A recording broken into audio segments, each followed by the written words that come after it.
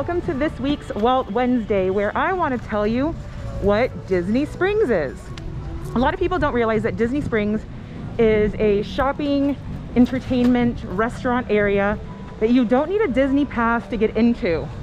There are things like the Paddlefish restaurant over there. There's this co-op behind me that I just left. The co-op has a lot of different stores. It's like one big area that's broken down into little different boutique areas. You can shop at your leisure and then check out from one location all at the end. Disney Springs also has the World of Disney, where it has lots and lots of different Disney items, apparels, clothing, toys, you name it, you can probably find it at the World of Disney. There's also snacks, restaurants, both casual and fine dining, and just about anything you can think of to do. Come enjoy Disney Springs.